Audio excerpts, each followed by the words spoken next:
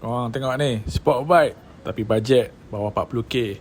Nah, ni dia Abang Long datang dari China. CF Moto 650 SR. Full expression, design ni nampak macam motor yang sangat mahal.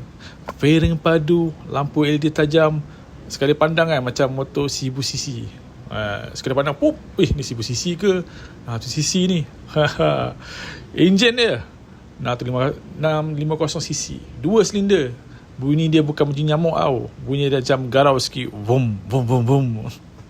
Power dia 60 lebih horsepower. Nak potong kereta, jangan risau. Dia potong kau dulu. Motor ni potong dia dulu. Kalau dah barang daripada China ni, mesti dia bagi barang-barang yang canggih. Dia punya feature, dia ada TFT display full digital. Dia ada traction control. Dia ada ABS. Dia siap ada slipper clutch lagi. Masuk dia, korang turun gear, tak ada roda belakang buat drama Korea.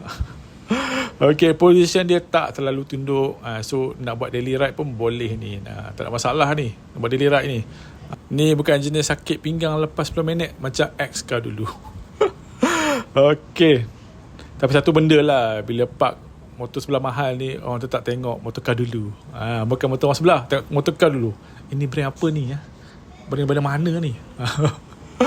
Okay, kalau korang bajet 40k, CF Moto 650 SR ni memang antara pilihan yang paling membaloi.